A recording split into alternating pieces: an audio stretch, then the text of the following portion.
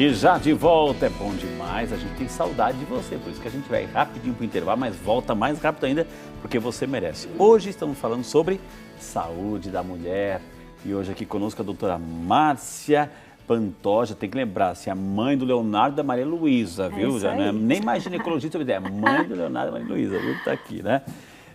Doutora, algumas perguntas estão chegando aqui, graças a Deus, a gente agradece, viu? É isso mesmo, participe, tire as suas dúvidas.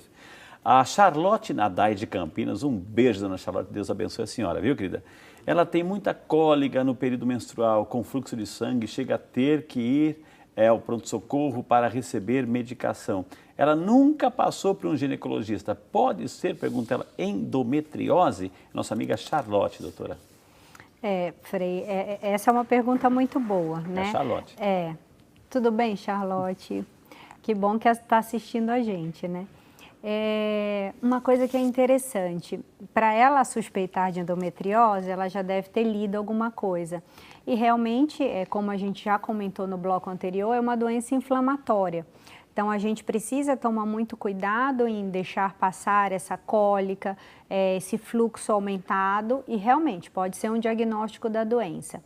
Então, o primeiro passo é realmente procurar o seu ginecologista, né, que esteja mais próximo, porque muitas vezes no próprio exame ginecológico, no consultório, a gente já consegue detectar nódulos ou áreas inflamatórias ali no colo do útero que podem ser uma suspeita de endometriose. E a partir daí, exames complementares como ultrassom transvaginal e a própria ressonância são exames que podem nos auxiliar se realmente a gente está buscando um esclarecimento dessa dúvida. Tá vendo, Charlotte? Vale a pena, então, faz a sua parte, viu?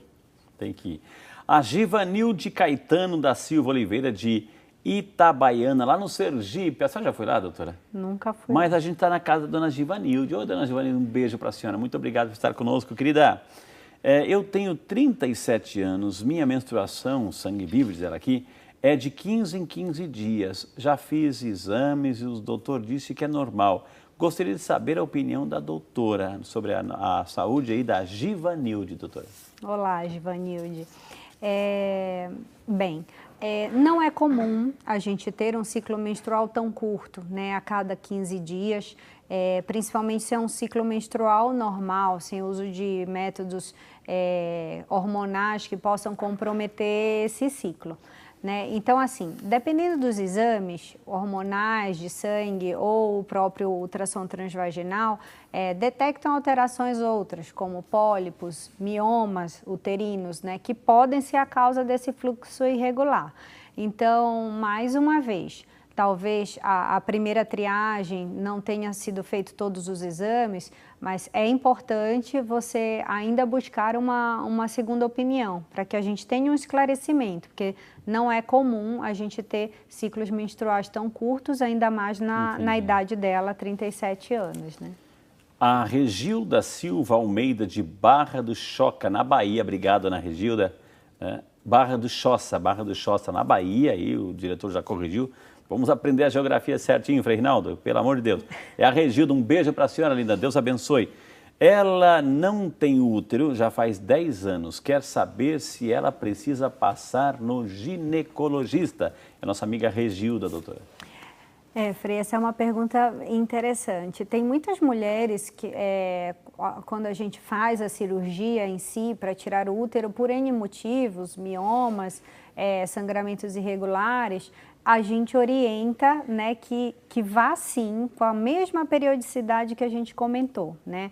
Anualmente, porque a gente não pode esquecer que tem a mama, mas a gente tem outros problemas mais raros, como câncer de vulva, câncer de vagina. Então, apesar de você ter tirado o útero ou mesmo o colo do útero junto com o útero, é importante que ela vá sim, né? Porque isso acaba esquecendo um pouco do problema que era o sangramento ou a menstruação volumosa e deixa o resto para lá. E são não é essas... só uma situação, doutora, a mulher é como um todo, né, doutora? Exatamente. Tem várias situações aí que precisa acompanhar.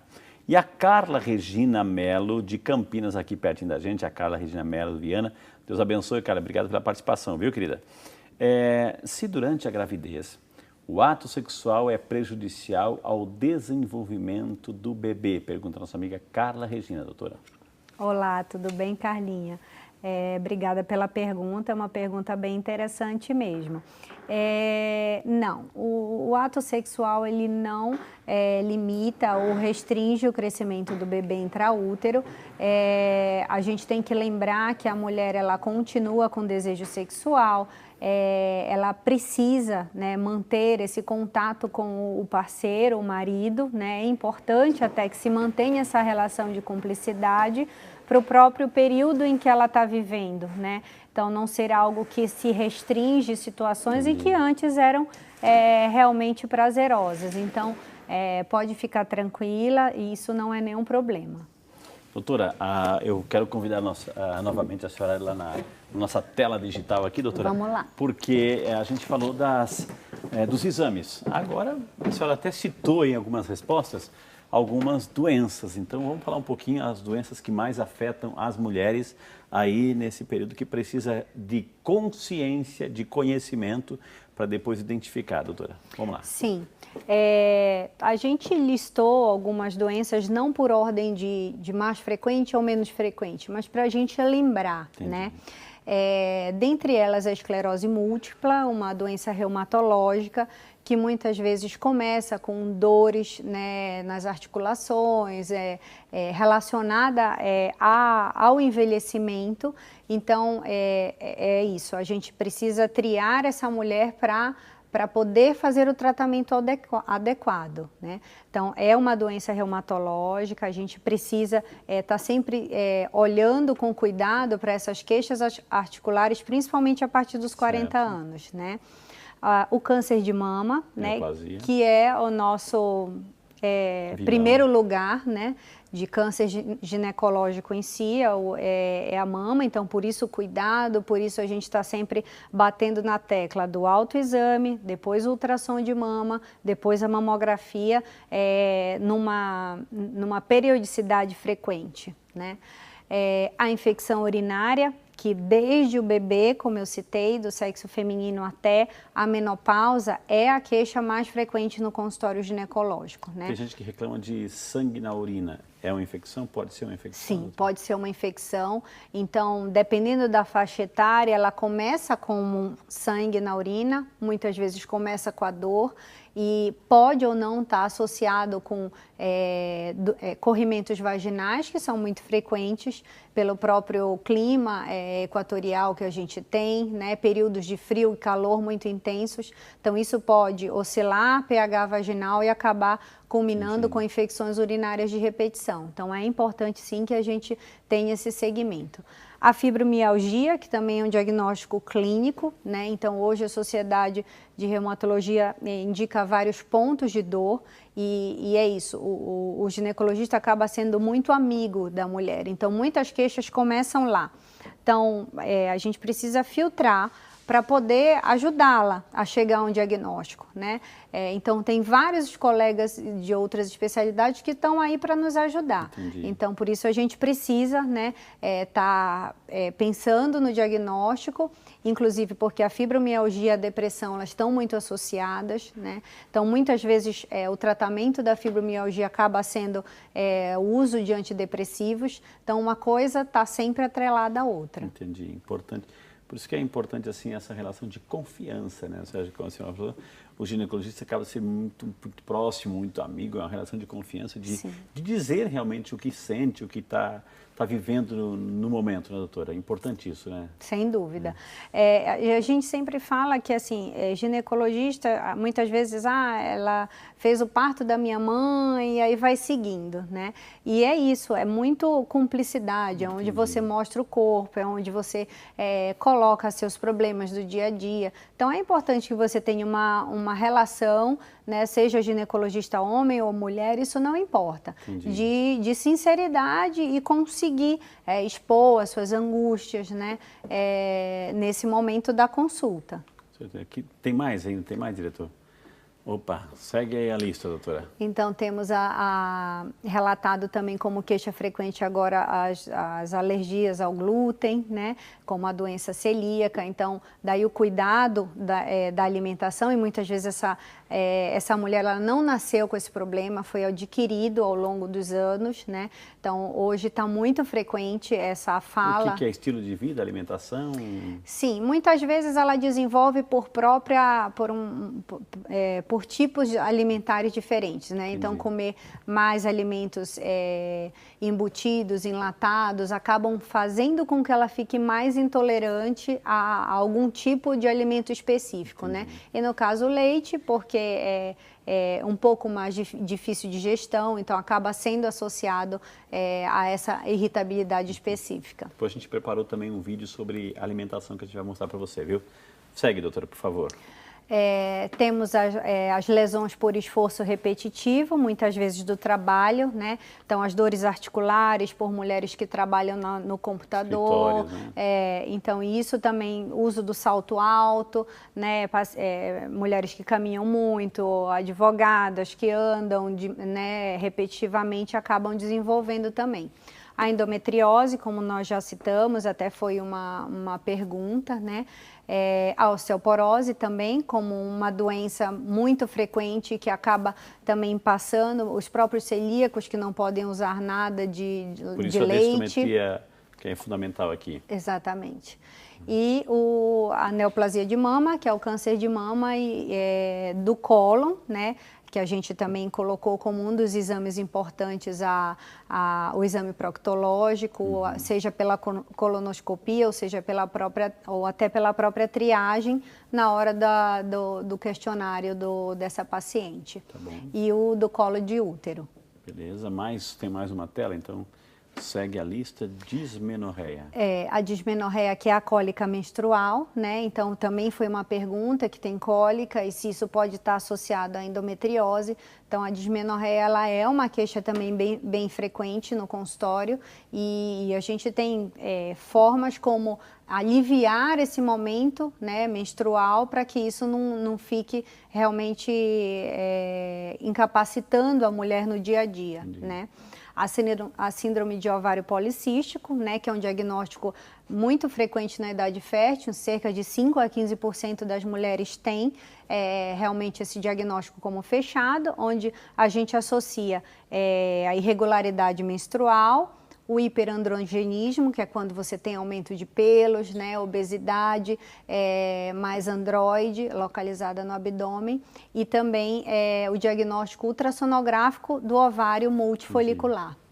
E os miomas uterinos, né, que é a segunda patologia mais frequente aí na rotina ginecológica. É claro, minha gente, que cada tema disso, cada item, né, que a gente mostrou para você, é um tema aqui do Vídeo de Saúde, né? A gente já fez vários. Mas por que a gente mostrou tudo isso, o conjunto que a doutora Márcia trouxe? Para mostrar a necessidade do acompanhamento ginecológico. Acompanhamento dos exames, necessidade de ir ao seu profissional, ir ao médico, à médica, assim, de confiança e ter esse acompanhamento. Porque tudo isso pode surgir, não depende. Algumas situações é o estilo de vida, outra a pessoa vai desenvolvendo no decorrer da vida, a outra são questão genética, enfim, histórico familiar. Então é por isso a importância de um acompanhamento ginecológico, hoje falando da saúde da mulher.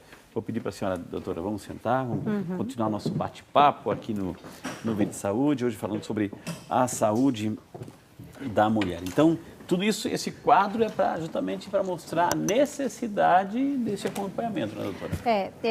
Uma coisa que a gente também comenta muito durante a rotina é sobre as vacinas, né? A gente sabe que no mundo atual, a gente acaba esquecendo, depois que passa da carteirinha da criança, né? Então, a adolescente, a própria mulher já na fase adulta, ela deixa um pouco de lado, né, essa prevenção de doenças. Quais são digamos assim, as vacinas que... Então, na adolescente, a gente tem que se preocupar um pouco com as doenças mais comuns nessa fase. Então, a gente lembra da vacina viral, né, a tríplice viral, a tríplice bacteriana. Então, a viral previne contra a cachumba, a rubéola, a bacteriana, o tétano, né, que é uma doença ainda prevalente no nosso meio, e também a vacina da hepatite B. Então, é uma doença totalmente prevenível através da vacina, né? Então, a gente recomenda, independente dessa adolescente ou dessa mulher mais adulta, ser da área da saúde. Inclusive, no próprio pré-natal, é uma das vacinas obrigatórias, né? Tanto a do tétano, para prevenir o tétano neonatal, e também a vacina da hepatite B, né? Outra coisa que é muito importante também na adolescente é a vacina do HPV, né? Hoje o Ministério da Saúde ele fornece até 2 doses, são preconizadas para realmente... Assustou tanto numa época que estava dizendo assim, faz ou não faz, muitos pais... Ainda tem confusão, doutora. Explica para a gente um pouquinho. Então, um pouco desse questionamento é se realmente ele prevenia, né, o câncer de colo de útero, porque surgiu para isso. Devido ao aumento da incidência do câncer de colo, se preocupou muito de evitar com que tudo acontecesse. Certo. Então, o medo maior era com o estado reacional desses adolescentes, que alguns no início tiveram reação de vacina, né, e os cuidados com esse estoque de vacinas. Então, a gente recomenda hoje, sim, para meninas de 9 a 14 anos e meninos também. Agora, a vacina no Ministério da Saúde foi liberada também para meninos dessa faixa etária. Então, é importante que vá, sim, e procure, porque agora entrou no calendário vacinal, né, para a gente prevenir o câncer de colo, de útero, e não está associado necessariamente a nunca ter tido atividade sexual, mas é claro que nessa fase a gente abrange um público maior com relação a isso. Ô, doutora, aproveitar esse tempinho antes de chamar o intervalo, a Nilza Beth Maria de Jesus, de Vitória, Brasil, São Paulo. Obrigado, Nilza, Deus abençoe a senhora pela participação. Ela sente fadiga, acelera o coração, cansaço e dor nas pernas e braços. Tem fibromialgia, tem insônia. Gostaria de saber qual profissional que ela deve procurar.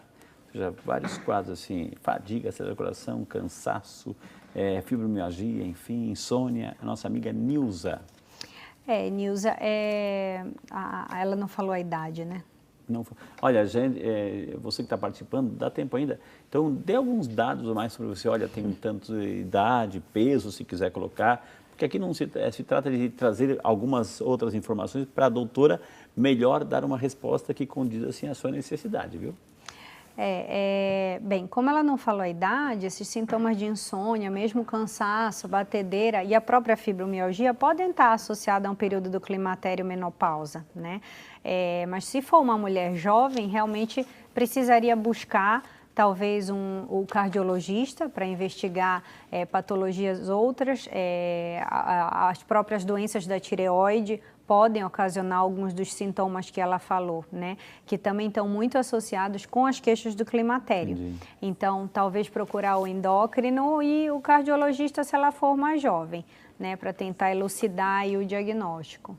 A nossa amiga Miriam Barbosa de Lima Souza, de Belo Jardim, lá em Pernambuco. Obrigado, Ana Miriam, Deus abençoe a senhora. Eu vou tentar aqui, de repente, ela fez o Papa Nicolau e constou NIC3, NOC3, NIC3, né? Gostaria de saber se pode ser câncer, pergunta. O que é esse NIC3, doutora, assim? Então, a Miriam. O NIC3 é uma alteração de colo de útero, muito próxima de um carcinoma in situ, realmente de uma doença mais preocupante. Então, a recomendação, se realmente ela tem esse diagnóstico no Papa Nicolau, é procurar então, fala para ela, doutora, assim, urgente um serviço ginecológico mais próximo, porque vai ter que dar seguimento ao tratamento, e isso inclui uma cirurgia que a gente sugere que chama conização, para realmente eliminar o problema, e ela pode seguir o acompanhamento de rotina. Viu, dona Miriam, não entre em desespero, mas também procure ajuda, porque se foi constatado isso é porque, como disse a doutora, pode ser algo assim um pouquinho mais delicado. Então, vai atrás disso para a senhora cuidar da saúde. E tudo que for feito, assim, uma procura precoce, doutora, melhor ainda, né? Sim, isso inclui também, Frei, os próprios casos de câncer de mama, né? Então, a mulher se não ir ou não buscar por medo, hoje o câncer de mama ele tem uma taxa de cura de praticamente 90%. Olha que maravilha. Se ele é detectado precocemente, pela evolução da medicina, né, dos cuidados, enfim. Então, assim como de colo de útero, né? Justamente para isso o Papa Nicolau. Então, a busca pelo exame preventivo é o futuro da saúde, né? Então, é isso que a gente busca, é prevenir e não tratar o problema, né? Okay. Porque aí a gente tem um diagnóstico precoce, um segmento dessa mulher durante anos, até porque a população está envelhecendo, graças a Deus, e também vão surgindo outros problemas, né, das doenças próprias do envelhecimento, como, por exemplo, a osteoporose, que era menos frequente, e agora a gente tem uma maior frequência dela. Que maravilha, quantas informações, viu? O Leonardo e a Maria Luísa devem estar assim orgulhosos da mamãe, enfim, né? Eu vou chamar mais intervalo na sequência, temos muito mais informações para você, inclusive aquele VT, aquele vídeo, aquela matéria que nós falamos sobre a alimentação tão fundamental. Quer saber isso muito mais? Então não troque de canal, que a gente vai para o intervalo rapidinho e volta já só para você.